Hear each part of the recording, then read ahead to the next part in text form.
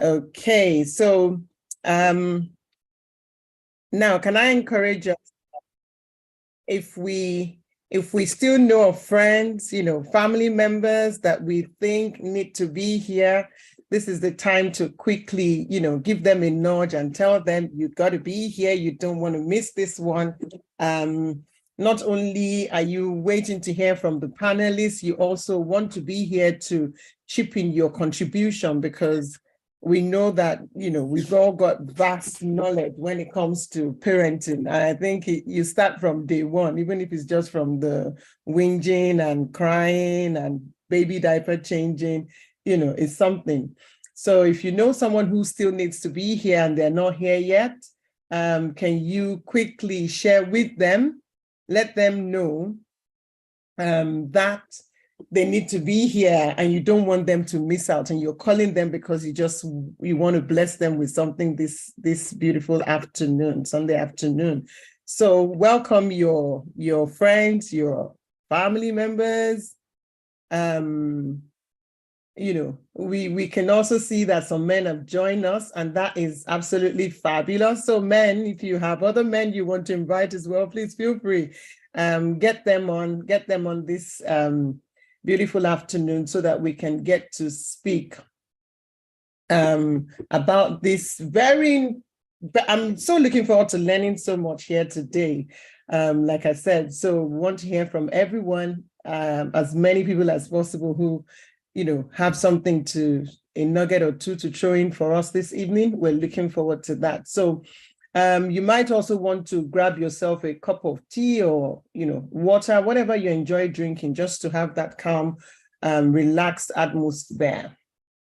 So I guess we're also streaming on YouTube. So I guess, there are different avenues for people to be part of this life as well. So please share, encourage your friends to be here. You don't want them to miss out on this. All right. I'm not going to take too much of your time. For those of us who have seen the flyers, you already know that we have two other ladies that will be joining me here. I'm just your host, and my name is Buki Odushote for this afternoon.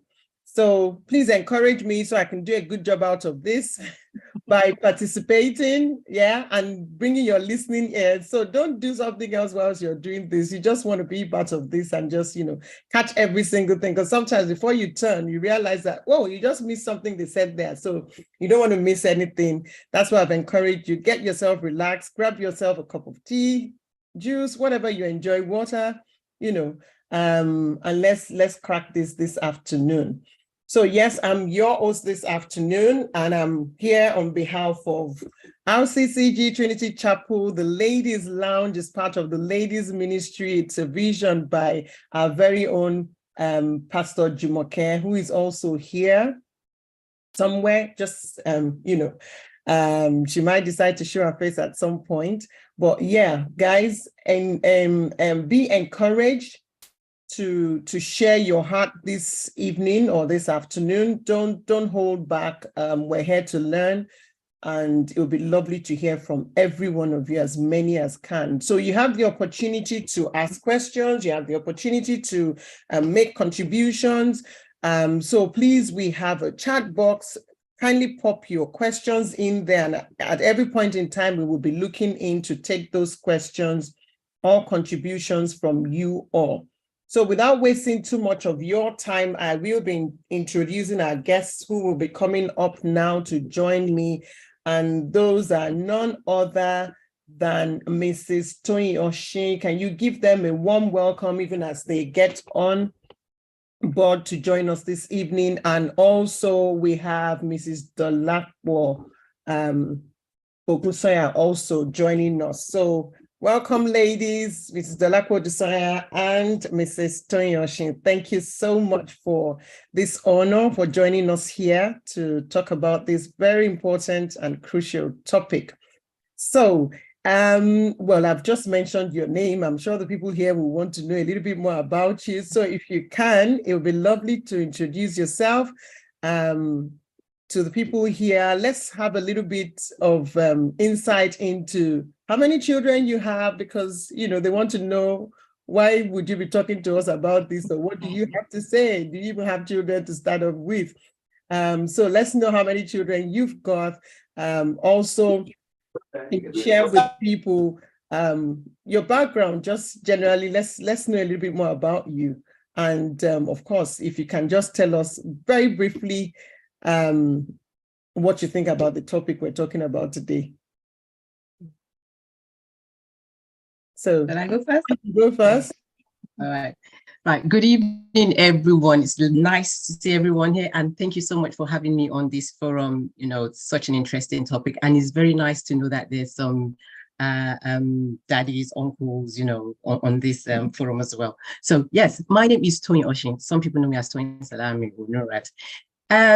I am a mother of 3, and 2 are grown. I've got a 25-year-old and a 23-year-old, soon to be 24. Ladies, and I have a 15-year-old teenager son. And yes, so, you know, I've got the 2 together, and then the big gap, and then I have the teenager. So I'm not an expert, I'm also learning, but yes, I am happy to contribute to and share my experience on this topic. This topic is very important.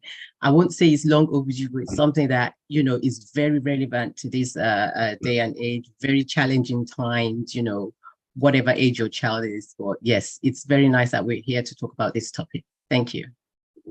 Thank you. So over to you, Mrs. Odisanya. Good afternoon, everyone. My name is Dolapo Odisanya.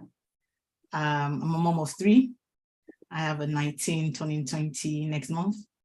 I have a 15-year-old son who is in secondary school, and I have a 11-year-old who is about getting into secondary school. So I have them, the 3 of them spaced out so really well. So I'm not an expert as well, but I think I've got the privilege of having the 3 of them at 3 different stages of my life. And, you know, they are all at different stages as well, and going through different things. So this is a very interesting topic for us right now that we should be discussing about, because of whatever and all the things that are going on in the world, especially the fact that this is also being introduced to them at school. So we as parents, we need to buckle up and talk to them first, let them know about this topic first, before we get somebody else teaching them and letting them know about it. So I'm happy to be on this panel. Thank you. Thank you. Thank you so much, ladies. So peradventure, we have some people here and they're wondering, how come you have ladies who have 3 kids? Anyway, I've got 2, and I'm sure there are some people here who've got just 1, and maybe some 4, 5, you know. So it doesn't really matter how many you've got, you know, we definitely all have 1 or 2, and some, you know, you have nieces and nephews. And the truth of the matter is, when it comes to parenting, you don't need to wait, you know, you don't need to wait. I always tell people, before I got married, I knew what was called infacol, because I was, you know, I was mingling with the people who had kids. They were older than me, but they were my friends as well. And, you know, I just knew what to do when the time came, because I was with them. So if you have ladies, young ladies who are still single, who think, you know what, this is for parents, we want to hear from you as well, because I guess sometimes we also want to know that we're parenting correctly, and that, because some things I've learned as well with me, that I had to make some slight changes with parenting my kids, were certain things that I experienced. So it's good to hear from you as well, to know, are we parenting correctly? Are there things that we can still do to be better? Because of course, we're here because, like we said, we all want to learn and we want to do better, not just by this generation, but of course, generations yet unborn. So yes, thank you so much, ladies. And I'm so happy that you both expressed the fact that you're really excited to be here. and to learn. So if you also think that we should be discussing this topic, can you drop a yes in the box? And if you think it's no, it'd be lovely to hear why you think we shouldn't be talking about it as well. So if you think we should be discussing this topic, can we have a yes in the box? Let's know you're following. I want to be sure that people are not sleeping off. So drop a yes in the box if you, yeah, well done, guys. I can see Larry, Akinyelure, Yemi, yes, Esther. Thank you so much, guys. Yeah, we see you're following. Yeah, that's part O. Thank you. There's a book key there too. Thank you so much, guys. Yes. Okay. So I see you're following and you're in agreement with us that we ought to be discussing this. I'm yet to see any no. So, okay, but if you do feel that we shouldn't be talking about this, please, can you pop that in the box as well and let's know your reasons for that? Okay. All right. So my next question to the guests, and please don't forget, if you have any questions for the guests, kindly pop that in. Your contributions are welcome. So for those who have just joined, still keep inviting your friends. It's not too late to be part of this, to join, married, unmarried, male, female, because we've got some guys here and we're so excited that we have men wanting to go down this line with us. Okay, so we want to hear from our ladies as well. So at what stage exactly do you think we ought to be talking about this conversation? We know the conversation we're talking, we said sex, relationships, sex, alcohol, right? And drugs. And drugs. So at what stage do you think we need to be talking about this? Obviously, there's no sex without relationships. So that's a little bit about what we're talking about. So yeah, at what stage exactly do we think we should be talking about this with our kids? Tony, do you want to go first?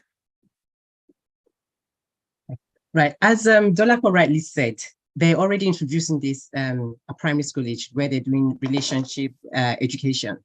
And then, it progresses onto secondary school where they introduce sex into it. So they're taking it a notch further. So like Dolapo said, we want to be discussing this with our kids before we get to that, before they're being taught at school. So what's the school age at primary? That's 6. So we're saying it's as young as 6 years old. However, depending on your child, your child, they're children with very inquisitive mind. Even before the age of 6, they ask questions, So this is a way where you can introduce this into the conversation for them. So there's no set minimum age. Some children at that age, they're very brilliant, very bright, maybe some are even vulnerable. So it depends on your child. But there's a national standard that, when the children are in primary school, they introduce this topic, relationship education. And then going further into secondary school, you have the introduction of the sex education and drugs as well. So they also teach them about well-being. So no age, I would say, is too young, depending on, the child. And what else? Yeah. So it also teaches them boundaries. That's another important thing. Boundaries should be the first thing we should actually teach our child, what is appropriate, what is inappropriate behavior. And in addition to what the consequences are, we should start incorporating that into our, general discussion with our kids at such an early age. Okay. Fantastic. Yeah, I agree with you, absolutely. I wrote down here in my note between the age of 5 and 6. And the reason being, from that age, they begin to discover themselves, their body part, they explore that their body becomes their focal point, where they come to you and ask questions about, Mom, what's this? What's that? What do I do about this? Because they're already being taught in school. So, and like I said previously, the relationship education is being introduced to them at, I think, primary 3 in the UK. So, and in some other parts of the world, they are being introduced even way before then.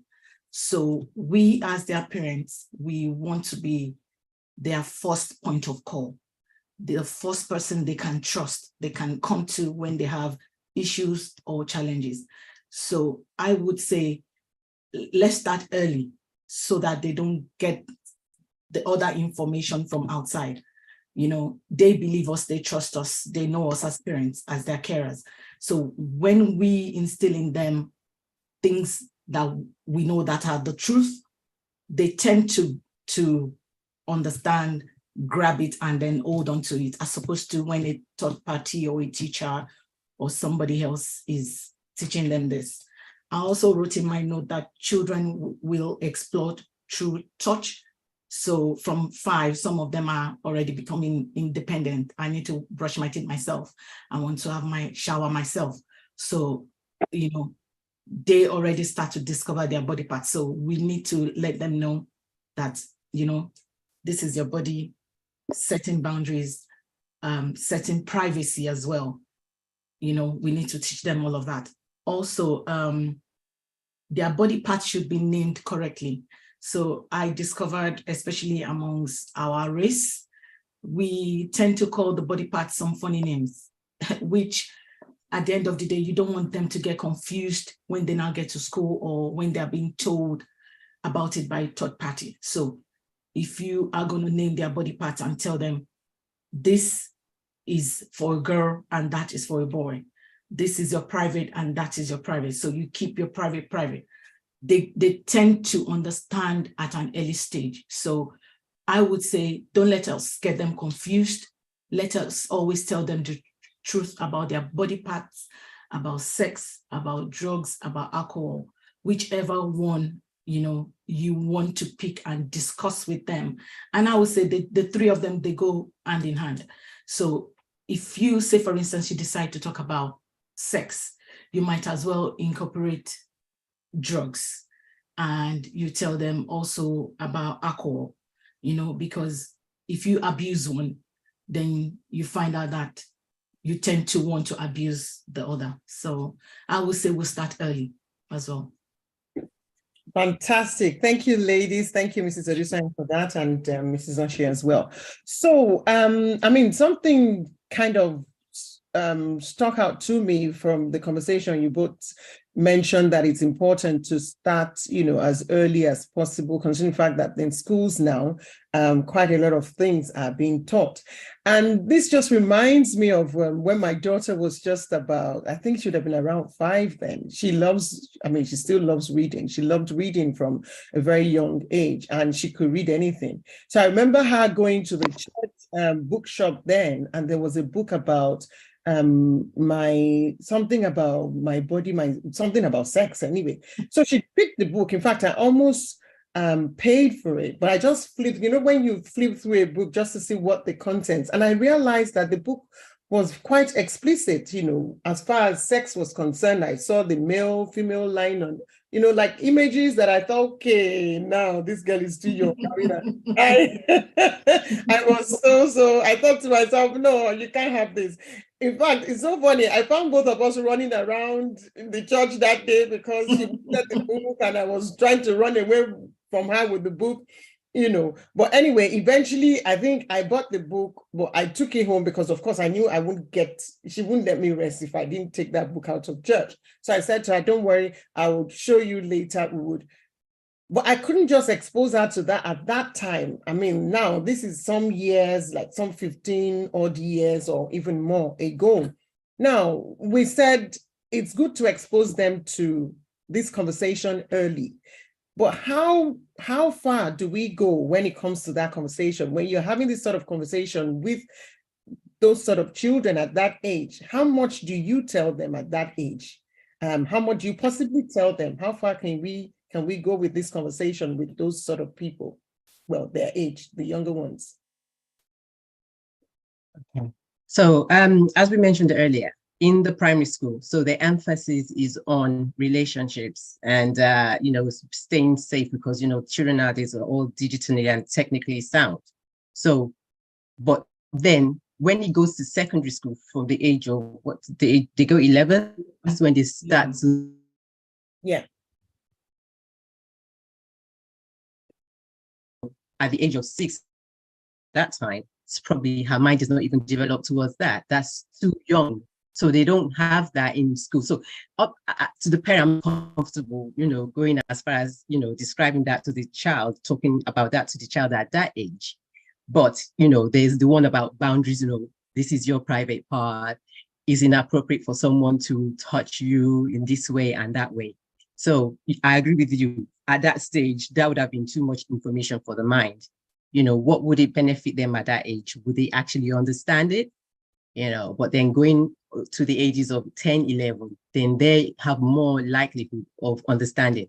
But then saying that, we're mindful that nowadays, when I had my older ones, they grew up on, well, That's So Raven and stuff like that, things have changed. What is happening nowadays, then they grew up on Teletubbies and stuff. To be mindful, we have to, go with the times and see what is being introduced into what they're actually watching on Disney, and, are they softly introducing these into it, and, to what extent? But I would say, as you mentioned, that might be a bit too much exposure for a 5-year-old, for a 6-year-old. But their own limitations, as they teach them in school, relationships, boundaries, safety, and then when it gets to the other stage, maybe they're more appropriate at that stage to comprehend. And, because it also starts to do the sciences, biology in school. So they will have a much in-depth for them to go into that sexual education part. Drugs as well. Like Dolapo mentioned, also smoking due to you, not just, smoking is bad. What does it do? What are the consequences? What are the health challenges it brings? And also, what's the other one? And alcohol as well. What does it do to the liver? Substance abuse. So it depends on the manner and the tone of the conversation and how we introduce it to them. But, just mindful that what is too much, copulation to a 5-year-old, I believe that is too much, but someone else might have a different view.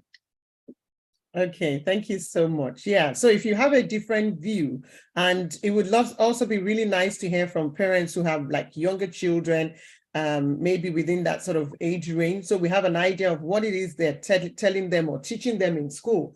And what would you think, as far as what would be your thoughts as far as how early and how much information do we give a child as young as 6, when it comes to sex, even drugs and alcohol? Because, to tell you the truth, I recently went to Nigeria, and I remember discussing with a couple of my friends, and one of them actually told me that, as unfortunate as it is, the gummy bears that those children eat these days, you also have some adults who eat the ones that contain substance. And there was a particular child who the parents were already indulging in that at home. Now, to this child, the child would have only thought that they were only having gummy bears innocently. So they bring the gummy bears out, and it's like, oh, gummy bear time. Let's assume that's how to play it in their home. And so mom and dad are having their gummy bears. They give the child their own gummy bear, which is obviously without alcohol.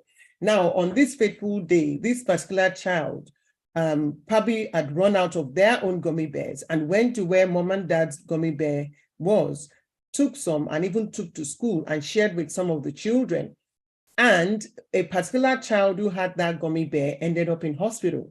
They had to call the attention of the parents because the child completely got knocked out, and they had to call the attention of the parents to let the child's parents know that something is wrong and they need their attention at the hospital. And that was how they found out that, the other child brought in gummy bears, which contained some substance in it. So this just tells us that there's quite a lot of work in our hands, to do as far as the generation is concerned that we have now, and how much exposure our children are having. So yes, it will also be nice to hear from you, Mrs. Odusoya. What do you think about how much do you tell your child? Yeah, for me, because my children are spaced, the way I will talk to the information I will share with my 11-year-old, I agree with Tony, it will be different from what I would tell my 15-year-old and what I would tell my 20-year-old. So, your child, their strength and their weaknesses. And how some children are quite, fast in learning. They tend to ask questions, they are inquisitive, and some are just laid back. So depending on the nature and the character of your child would also determine how you would approach this matter. So for my 11-year-old, she is very inquisitive. So I told her about boundaries when she was around 6, 7.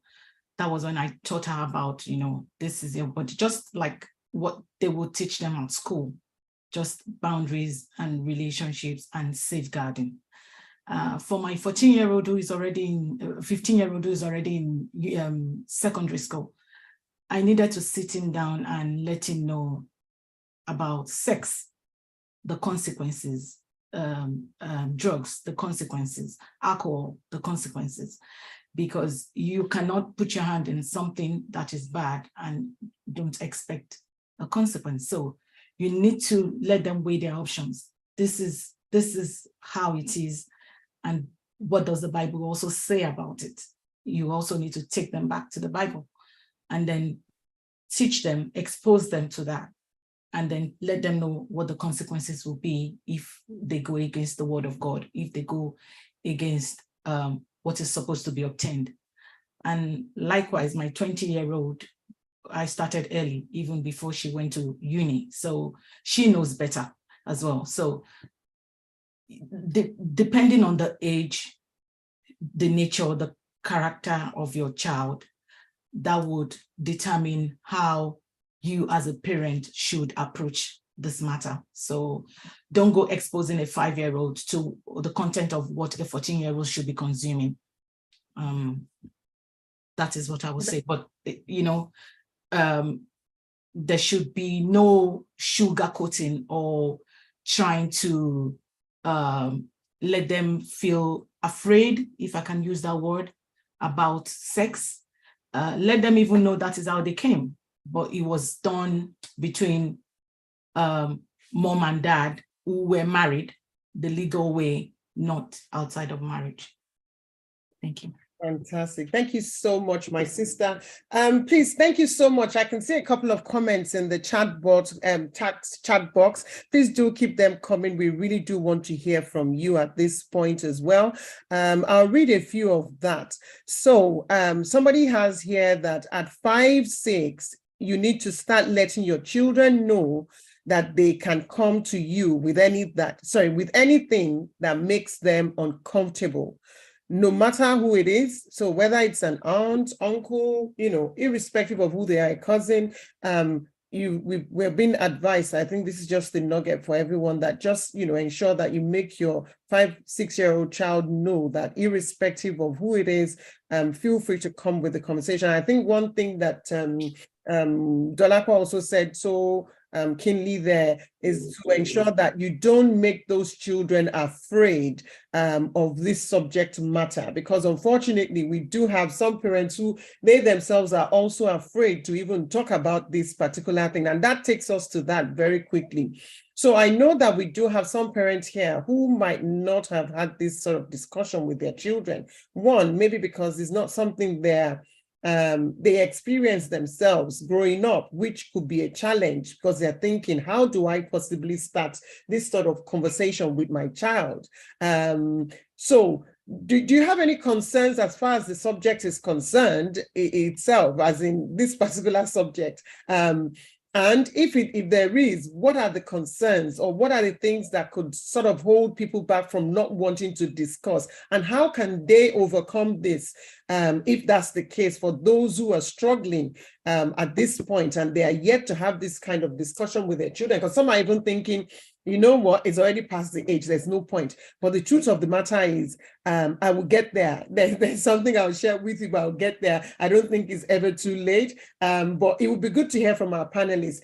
Some people are here, they are still struggling one way or the other, because of course, they feel like this topic is not a particularly easy one. And sometimes for some parents, we tend to want to bury our heads in the sand and pretend that these children don't know as much as they do. But like we've all said, the way the world is moving, there's quite a lot happening there, and the children are exposed to so much, up to even the cartoons having some of these things. So if you're only thinking you're giving your child an innocent cartoon where they're learning from, and you haven't had this discussion. Now, we're not here to judge you, like we said, because some people haven't had this sort of discussion, but how do they go about it is what is important at this point now. And how do they overcome whatever it is? And what are the things that could possibly stop people from really having this discussion? It would be nice to hear from you, our panelists. I'll quickly address something from the earlier question. This Dele Ali, I'm sure a few of us know, he shared his story recently. I think he said at the age of 6, he was abused by someone that was well known. I think he said his mother was an alcoholic, and an auntie or maybe a family friend, mother's friend, abused him. I think he said by 7 he was smoking, and by 8 he was selling drugs. So to put in context, how young is that? So that's just to address that question. Like Dolapo said, it's getting younger and younger. And then the next question you asked is, do we have any concerns about the subject matter? I think the subject matter concerns, as in we're not talking to our children about it enough. If that's a concern that I have, and how are we talking to it, and at what stage? Like we said, my main concern right here is that, are we waiting until they're at an older age? Because the challenging times, there's just too much to contend with. There's what they're watching on Instagram or YouTube, or it's just too much. Like you said, times have truly changed. Are we catching up? Do we know what they're watching? Do we know the content of what they're watching? I think the age to address this has started to reduce. So I have my concern is that, are we talking to them enough? Are we shedding our cultural background? The way we were raised is different from the way this generation is going. How were we raised? Is cultural, did it influence us, the way that our parents talk to us about it? Is that the same attitude we're bringing to this generation? Are we stepping up? Are we providing that safeguarding? Are we aware of the content of the curriculum in the school so that we know how to address it with our children? The main thing is, are we talking to our children enough? For example, like Dolapo said, the way she will approach it with her 11-year-old will be different, or 11 to 20-year-old. For example, when my daughter was transitioning to university, I want to have this conversation with her. It's like, oh, we can't have this conversation with mom, but I have to have it with you. It's my duty as a parent. You're leaving the safety of your home to go to a place where you're mixing with different children. You're living by yourself for the first time in your life. So how do I go about it? They say it takes a village or a community to raise a child. So what kind of community? So there was a question there that, your children need to be aware if somebody touches you inappropriately, even if it's an auntie or an uncle. Yeah, so who is your support network? Who is part of that, your village, your community that can help you support your child? So in my case, you have to have those trusted. Some people have godmothers, godfathers, mentors, aunties, uncles. So what I had to do in my case, because my daughter was not going to take me serious, I had to get one of her aunties that they're really close to, that, okay, auntie, please, she's going to uni. Can you do me a favor? Can you take her, drop her at uni? So maybe the uni journey was about 45 minutes or an hour. She took a longer route. So, just to have this conversation. So they have to be comfortable with someone. If they're not comfortable with a parent, why are they not comfortable with you? Are you too strict? Do you not listen to them? Is it what you're saying imposing and not listening to their side of the conversation as well? So my concern is, are we having this conversation? Are we having the right conversation? Are we having it at the right time? Like we said, the right time is relative. So my concern is that, are we having the conversation we should be having with our children? And if so, why not? So it'll be interesting to hear from the other parents. Thank you so much. I'll read a very quick comment here as well. Someone has here that my brother taught his daughters, 3 of them, their bodies and their private parts are not for aunties and uncles to touch. No lapping or cuddles with uncles of at a very young age, between the ages of 4 and 5. Sometimes this person has said that the shock therapy does the work when you show them a picture of the effect of drugs and smoking on the organs. So sometimes just exposing them to the aftermath of people who've been through this and the effect it's had on them, they're saying it's also a good way as well to do these things. Maybe it might be a good way also to start the conversation, just finding out from them what they really think about the individual and the experience they've been through. Another very quick one I'm going to read out as well before we continue. It says, regarding sex, the onus is on the parents to shield their children from the craziness of TV and portray pure love at home. Explain to them that God has created sex, what God has created sex for, no illicit public display of inappropriate affection. Otherwise, they will think it is the norm.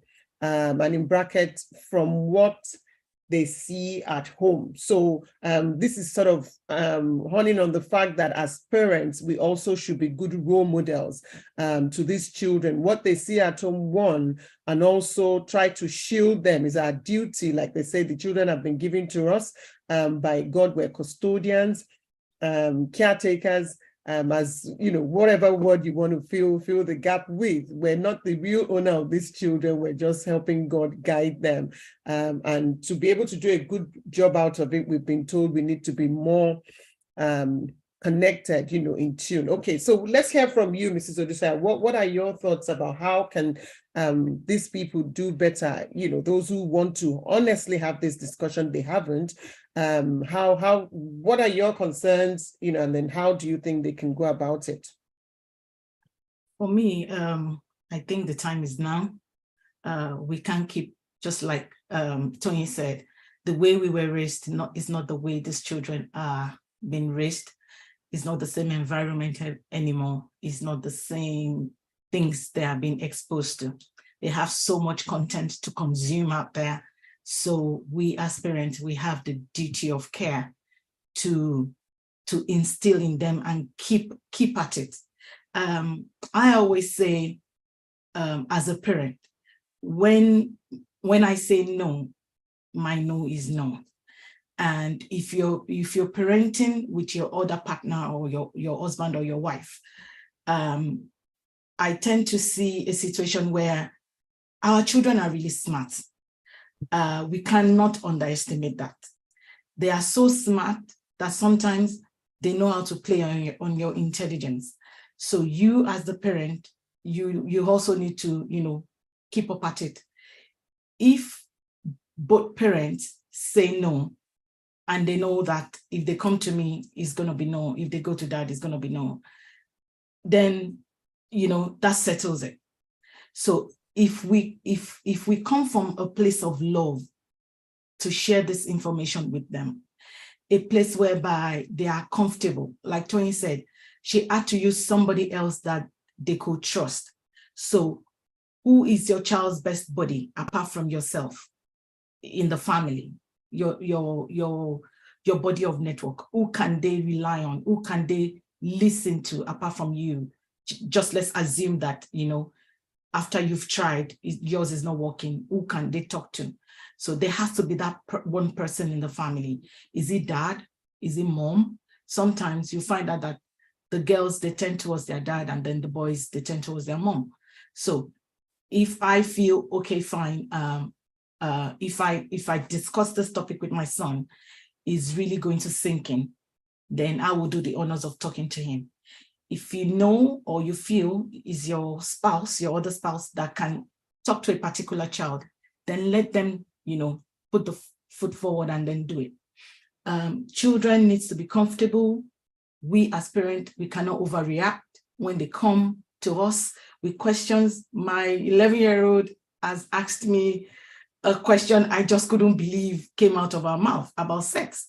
And I was like, where did you get this from? I said, oh yeah, that was the topic we did today. It's like, wow. I said, but I told the teacher, and then she went on and on and on how she argued her way around the whole topic in class.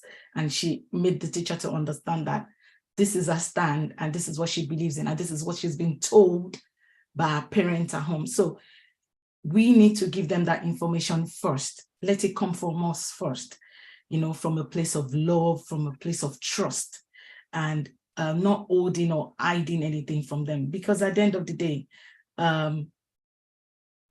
they came through sex. So we need to let them know that first. If it is substance abuse or drugs, we need to show them the consequences. What content are we giving them? What books are we buying for them? Are we buying books or exposing them to content online as well, where they can be educated and get more information about what is right from what is wrong?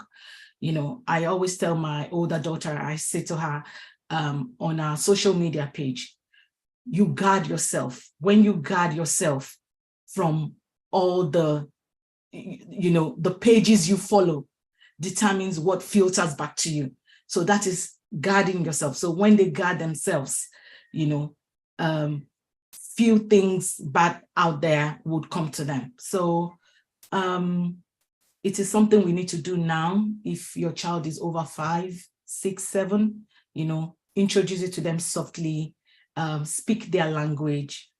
Don't tell a 7-year-old child what a 20-year-old is supposed to be consuming, but let them have that knowledge, that first knowledge of what sex, alcohol, and drug is all about. Fantastic. Thank you so much. And I guess from the conversation we just what Mrs. Odusanya just shared with us now, we can see the importance. I mean, she did talk about how our daughter was able to actually speak confidently to her teacher. Of course, that's because she has a forehand knowledge from home. So imagine a child who is hearing it for the first time, they just take whatever it is they've told them. So that's the importance, like they say, charity begins at home. So we know why or where that comes from, the essence of we being the first people. Because I see a few comments here, someone is saying even from the age of 2, they told their children the importance. So if you're here, you still have toddlers or you're not yet married, these are lessons for you. It's not too early to start to have that conversation with a 2-year-old about people touching their body. And I think that can take you on to the next. Once you start to build that kind of relationship from a very young age, I think that's something that can help us. I also have somebody here, a gentleman who has made a comment here saying, I feel that the times and the world we're living now is no longer giving parents the luxury of waiting till secondary school age to have this difficult conversation. It is imperative that parents are ahead of the game, and we need to recondition our minds from what we're being bombarded with in and around us and outside of the home. So this is a man saying this as well, the importance of we parents getting in there before anybody else gets there.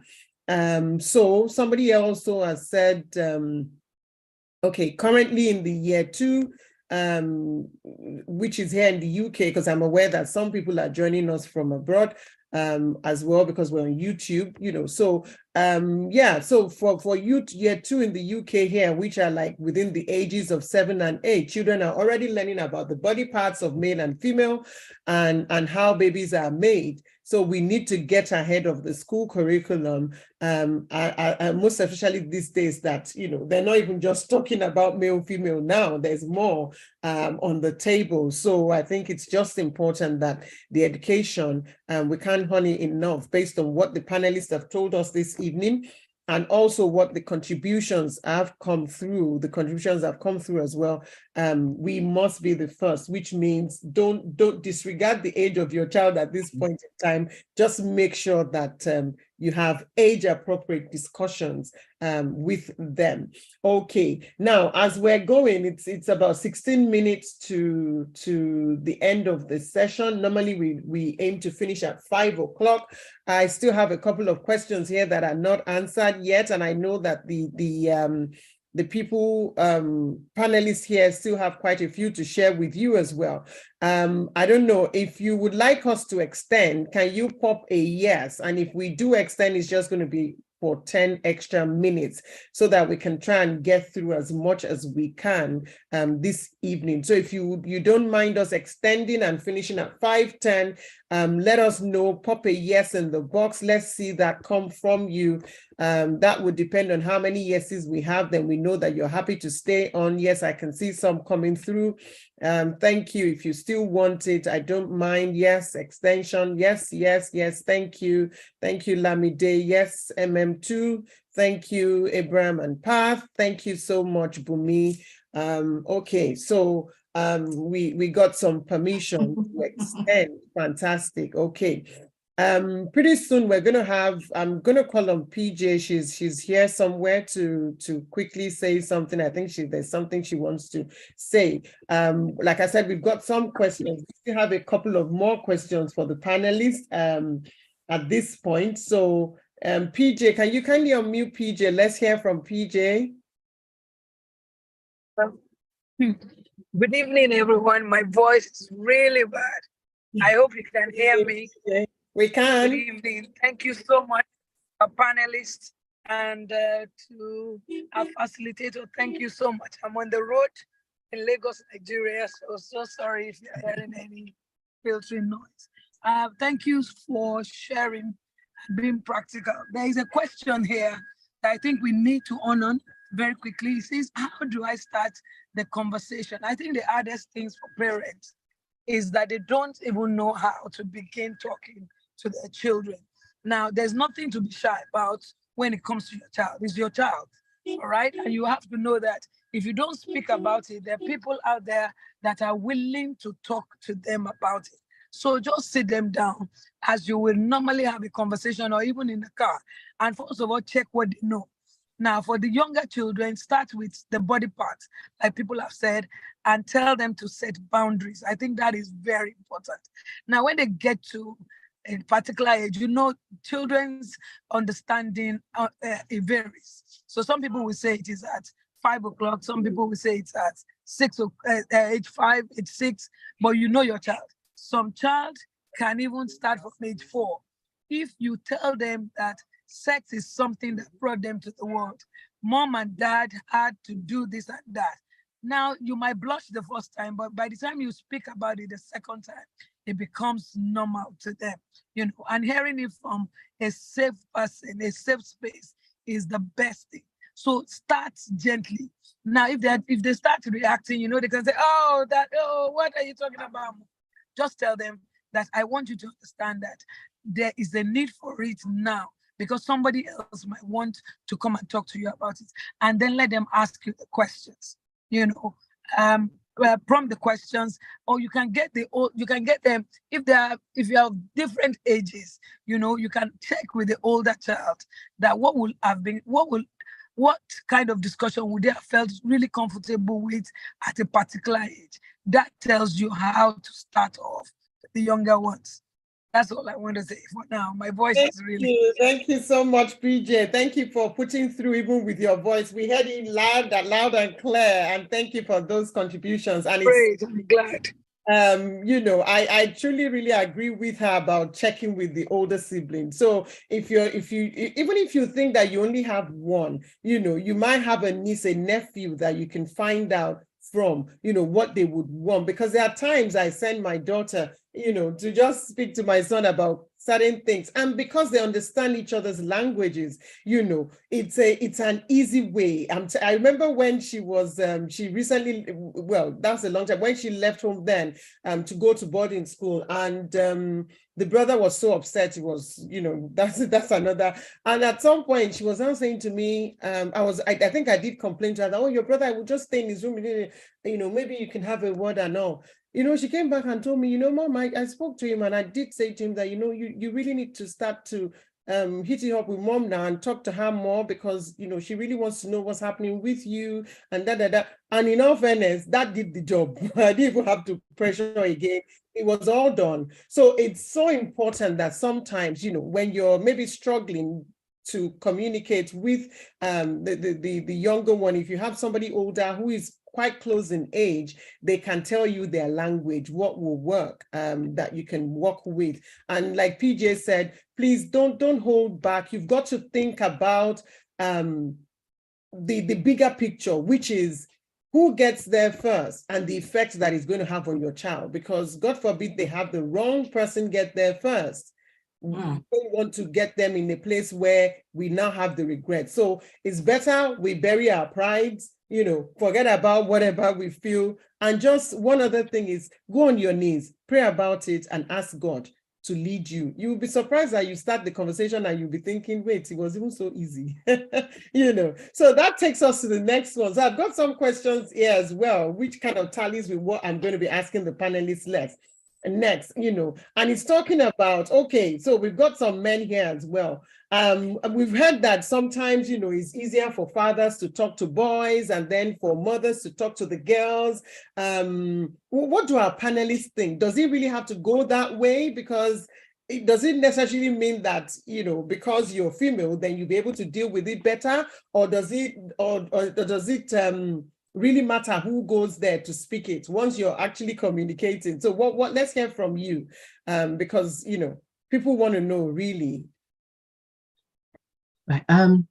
That question, it does not matter which parent. It depends on the relationship that has been formed between the child and the parent. For example, a female child you would think will naturally progress towards speaking to the mom, maybe about period, about sex, about relationships. It might be the dad that they have that close bond with, that they would actually listen to.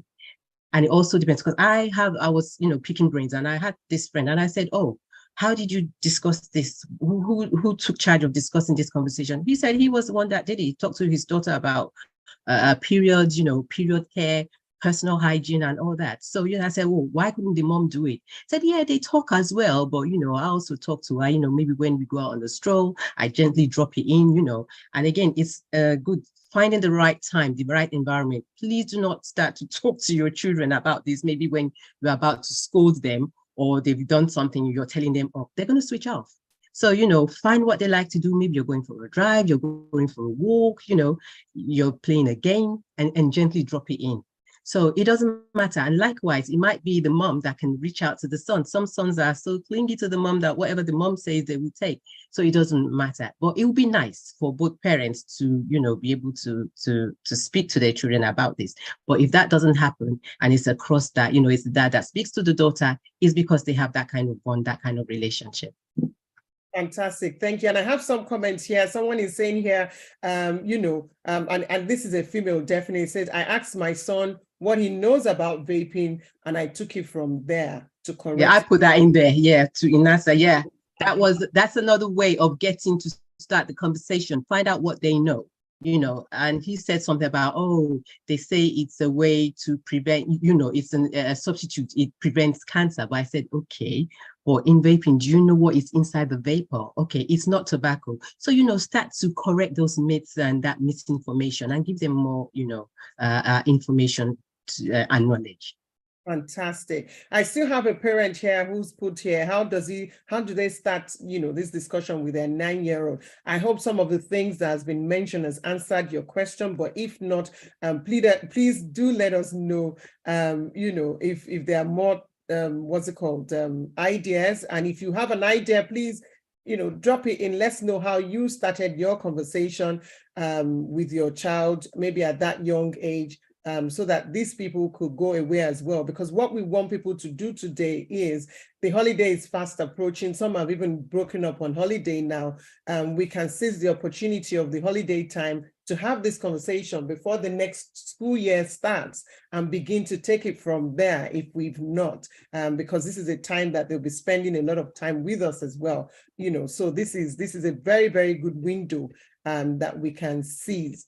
Okay, so someone also said most women don't shy away from this conversation.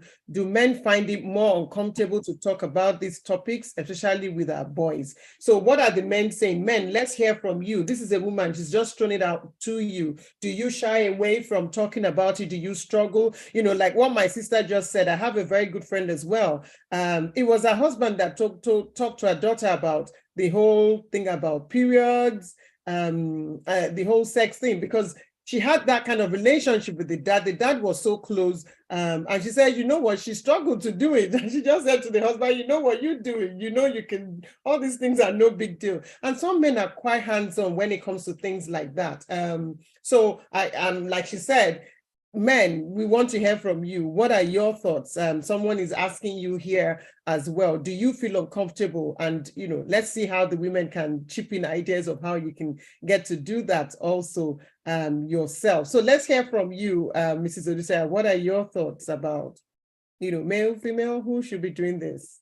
There should be no preference, to be quite honest. As Tonya said, it can come from either of the parents. As long as the child feels safe and comfortable. Whoever they feel safe and comfortable with should always go for it. So, like I said, in our home, my girls are closer to their dad. And then they call my son mommy's boy. So, really and truly, yeah, sometimes my husband gets away with so many things. It gets things done with the girls, you know, easily. Things I will struggle with, it will just do it effortlessly because they see him as their comfort place. So yeah, it can be done by both as well, because with our older daughter, we both spoke to her, but at different stages, at different times. Make sure it's a comfortable place. Make sure they are in a comfortable place. They're in a good mental state as well when you want to discuss this with them. Don't just say it, you know, in a very brash or harsh way. You know, be realistic with what they are going through. And like our host said, she said, sometimes she get things done through our daughter with our son. I do that too in my home. Anytime I'm struggling with my son, getting him to do something in a particular way or change a particular attitude or character, I always speak to my daughter and ask her, is this how it's done? Why are you people like this? You know, is this this new generation thing? You know, and she would just say, Mommy, don't worry, I'll talk to him. And she would do the trick. And most times it works. So I don't think we should leave the girls to their mom or the boys to their dad. It can be vice versa. Yeah. Fantastic. Thank you so much. And you know, it's interesting. You can also send the younger ones to the older ones as well, or pick the younger one's brain just to be able to reach the older one, because they talk, you know, they talk. I'm sure, just try and imagine the way it is with your siblings. There are times, you know, with us, we gang up back in those days, you know, with my mom, and she'd be like, you know what? I will not come in between. There's a way she describes it that, you know, the Omoya is strong in my local parlance, you know, which says the knots of, you know, what's it called? The bond that ties them together. That ties them together. It's so strong that sometimes, and there's a way she says it. She would say, you know, her mom used to tell her growing up that you can give birth to a child, but you can never give birth to a sibling. You know what that means. So there's no way a sibling can come from you. It would only come from your parents, but you can always have your own child. So there's that unique bond too that you can utilize. So for somebody who's got the 9-year-old, if you have an older one before them, that's also another way to find out from them. How do you go about this sort of conversation with this 9-year-old that he would understand you and you'll be able to respond. Yeah, so a very quick question that is very important that we need to take here. Now I have one that says, how do both parents and children establish an environment where they feel emotionally safe enough to have these types of conversations? Most children in the new generation feel more comfortable speaking to their friends or external relationships about what a parent is meant to mentor about. Now, of course, I guess these are some of the things that have come up from the conversation we've had, the importance of us being the first people there. But in a case where these children are now feeling more comfortable, and I'm guessing the reason why for some might be because that bond has not been created from a very young age, where, you know, you have that free flow of talk. And look, there's always time for what's it called? Improving on stuff. So don't ever think that it's too late. Nothing is ever too late. Like people would say, whenever the morning has come, that's when your day has started. So let's assume that this is the light bulb for you today. Don't feel that it's too late for you to go into that conversation. It's a matter of let's start building that relationship now. There's so much hope for this, that the relationship can still be rekindled or established in such a way where the conversation can be had. So we would love to hear from you. How do you resolve this kind of situation where parents, the roles of the parents are now being taken over by friends and mentors, because they've not been able to create that particular space where children and parents can have a particular discussion that leads to things like this. How do we resolve this? It's rather unfortunate if that kind of situation happens where the children unfortunately find it that they cannot relate to any parent in the house. So first, that needs to be addressed. What is it? Are the parents not listening? What is causing that breakdown? So that's something that needs to be addressed. Another situation is maybe find out what the child knows. And I'd like to link this. I saw a question into, the biblical, First Timothy 4:12.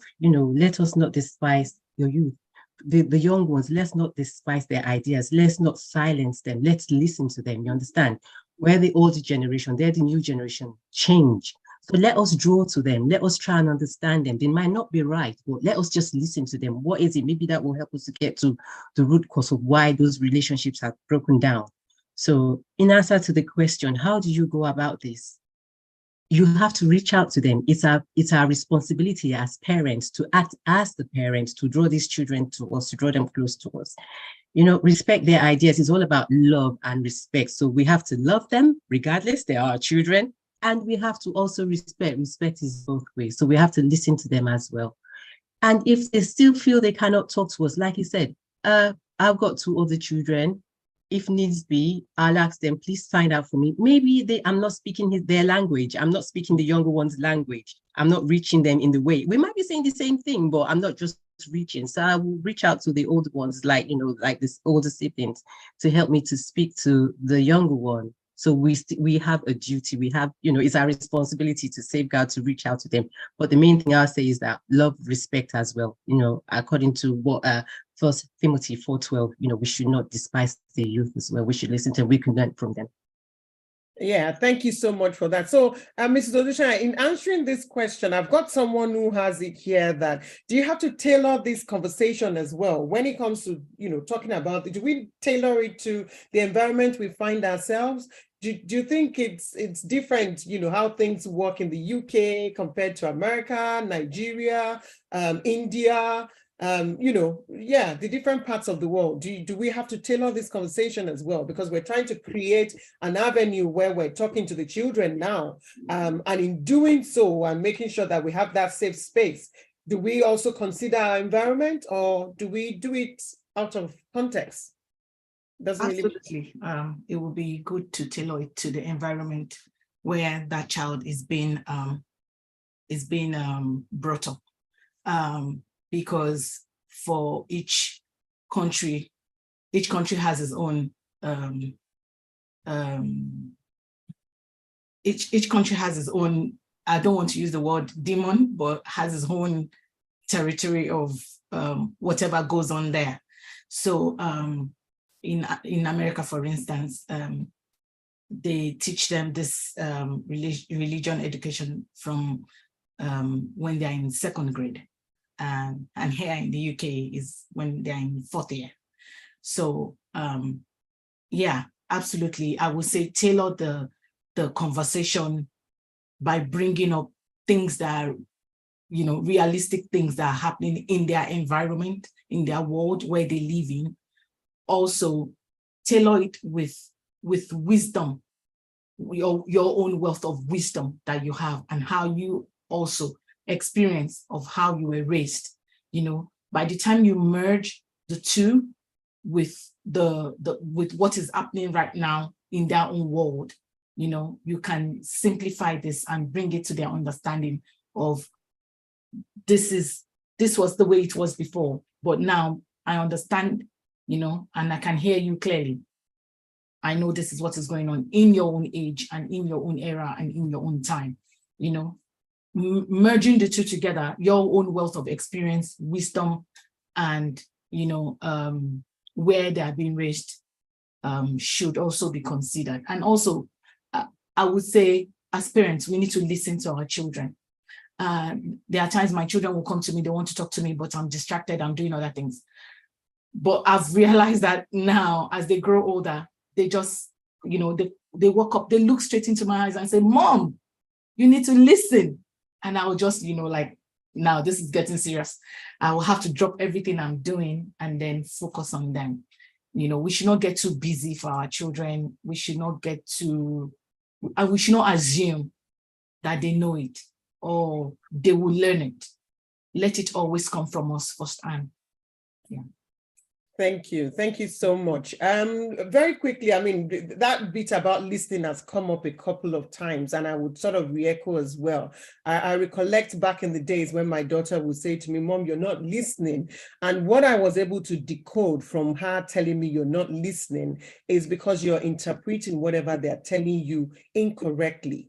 So that you need to be asking them, so when you say I'm not listening, what does that mean?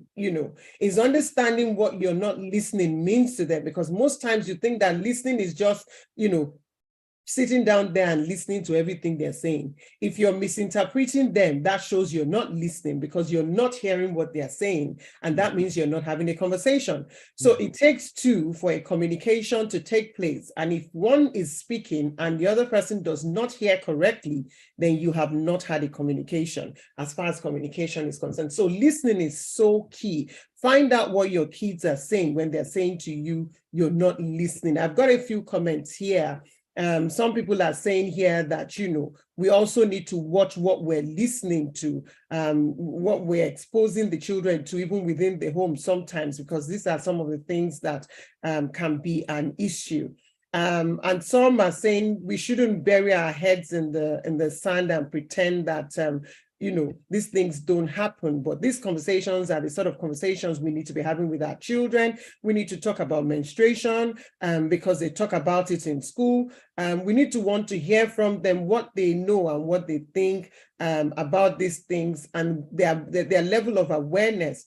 They're also being told there's nothing bad as long as you wash their hands afterwards, as per alcohol and drugs. So if what they are being told is that, then obviously what they are saying to them is it's okay to do these things so long as you wash your hands. Alcohol is not COVID, where you're saying sanitize or wash your hands after that, because you don't want, because what happens with these things is that it goes in your system and it has that was actually about pornography. That was fun.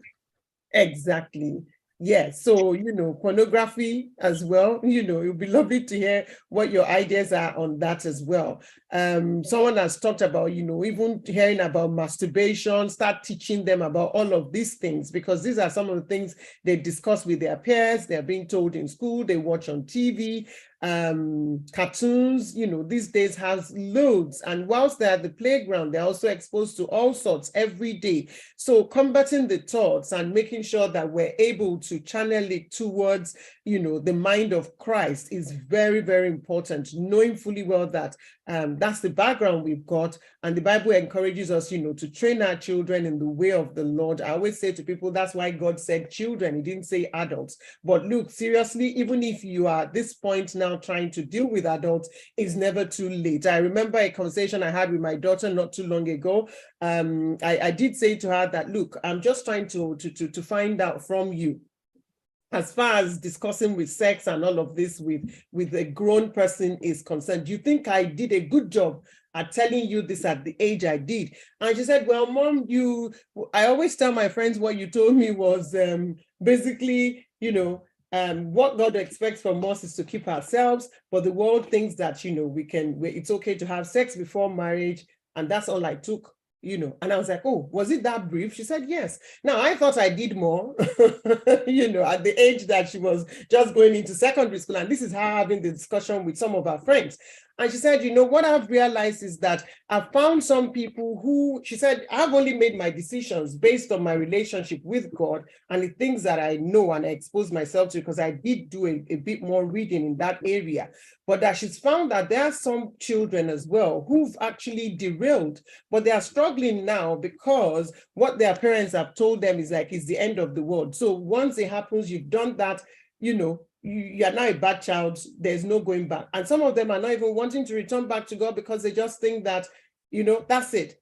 What are we doing about these sort of things? I said, well, Mom, I just think that parents need to have better discussion with their children. And then obviously let them realize that if, for example, God forbid, they've erred now already, what do you do to such situations? Let them know that there's room to come back and not think that they're now demons and that's the end of it, because that's where you lose them. So these are some conversations that if you don't sit down to talk to them, you don't even get to know what's actually going on amongst them or even around their circle. So how do we deal with these sort of situations where it looks like hope is all lost? You know, time is fast spent. We have already gone past the time that, you know, we've got here, but thank you so much for all the contributions. Thank you to our panelists. You guys were amazing. You know, some had talked about some parents walk around the house naked. Very quickly, before you sign out, what would you like to say to that? How do you do? Is it right? Someone is asking that question here now. Is it right to do that, walking around naked? Well, I have tightened there. I think it's disrespectful. You know, even if it's, you know, just boxers or on this, I think it's disrespectful. It's distasteful. So yeah, there might be a bit level of dressing down, you know, maybe a bit of skimpy dressing, but naked is totally disrespectful in my view. Okay, thank you. All right, and yeah, from you, Mrs. Odusanya, anything? It's totally wrong. Okay, thank you. It's So totally what parting word do you have for people on here this evening as we leave? What parting word would you like to leave with the people? Right. I would say, okay, go on, Dolapo. I wrote some few things down in my note and I would love to read it before I leave. For the older children, I would, and not even the older ones, for all our children, when we're talking about sex, drugs, and alcohol, I would say normalize saying no. Saying no without needing to over-explain yourself. We need to teach them that. Setting boundaries. If someone is offended by your boundaries, then let them be. That's their problem. Let them learn from a very young age that no is no. So if they're being introduced to drugs or alcohol, vaping, things like that, and they say no, let them, you know, let that no be their no, and then let them set their boundaries. Don't subscribe to other people's definition of fun, morals, or lifestyle. So fun should not be drinking all the time, partying all the time, or socializing all the time. Fun can be night alone, reading a book, traveling, exploring, you know, things like that, cooking, it could be anything, playing music. And I will also say, while we are trying to protect our children, we should also empower them with all the tools we have, with all our own wisdom, our own experiences. Let them be able to face the world, you know, as they progress, you know, from a child leaving primary school to secondary school, a child leaving secondary school to university. Let us empower them with all the tools and resources that we have, according to the scripture that says, is it Isaiah? I think I wrote it down. It's Isaiah 54. It says, our children will be taught of the Lord and great shall be their peace. We should always, you know, speak that into their lives. Pray for them always, you know, show them what the real world looks like. You know, don't sugarcoat it. Let's be real with our children and give them the space where they can come to us and trust us and depend on us for anything that they need in life. Fantastic, fantastic. Thank you so much. Now I have a few comments from the people, the attendees, and I'm just going to read that to you as we wrap up. You know, some have said it's very important that, you know, we grow our children in the way of the Lord. So encourage them to study the word, because through doing that, they're also able to familiarize themselves with what God is expecting from us. And someone is saying here that, you know, every child has his own love language, which is very true. So it's discovering that and being able to tailor your conversation and your approach and manner to that child in that way. So that's another way for those who are thinking, how do I start to talk about this with my child? Understand their love language. And someone is also saying here, building a relationship is so key. We can't underestimate that as far as, you know, our approach with our children is concerned, because without a relationship, the truth of the matter, even you as an adult, you're not going to have a conversation with some people because you just don't have that relationship. Also, we should learn to be sincere and apologize. We can't overstress that bit about let's be real. Let's not pretend that we're who we're not. And also, you know, it makes them also respect us when we listen more to them than always thinking that we have to speak because we're the parents. So it's about listening, and listening helps to learn even more than we can imagine. All right, so we've seen messages here saying that we need to have a part 2 of this. So if you do think we need to have a part 2, quickly pop a yes in there so that we can prepare for that for another time. I know we didn't have enough time to do justice to this, but we see from these conversations that, you know, these things are doable. We can all make amends, and we can start to do things differently from the way we did before. So I think it's just important for us to have these conversations. And yeah, thank you so much for all of you that have joined us. Someone says here, 1 minute, let me just read these comments quickly.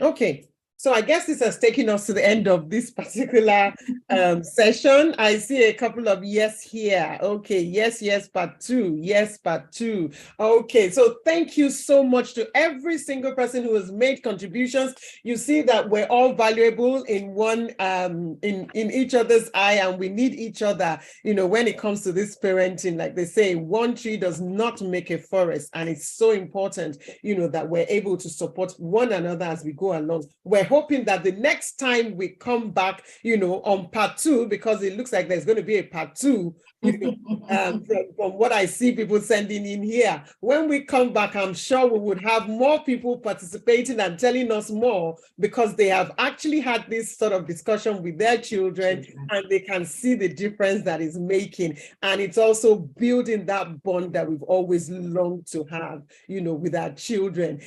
Without much ado, thank you all so much. You've been a blessing this evening, and I pray that the Lord will bless you abundantly. Thank you so much to our panel. Please send a thank you to our panelists and give them a round of applause wherever you are. Send your thank yous. Let them see that you appreciate, you know, that they've been vulnerable enough to come and share their heart with you this evening. They're parents like you and I, and, you know, they've accepted this task to do this evening. Thank you so much. We really appreciate you joining us. And we look forward to seeing you on. We always have loads of lovely topics. So if you join for the first time today, look out for the next topic that we're going to be talking about. But definitely we're bringing a part 2 to this one, and we look forward to seeing a lot of you here. Thank you so much for your contribution, for your thoughts, for your likes, for your, you know, ideas, for everything. We really truly appreciate it. And thank you, PJ, for you know, making this avenue available for us to be able to discuss all of these pertinent topics. Thank you to us. Thank you so much. And a thank you, everyone. God bless. All of our sisters who are behind the scene are making this happening. Thank you so much. God bless you. We love you. And sorry for taking your time, but I'm sure you had a wonderful time. Have a beautiful evening all.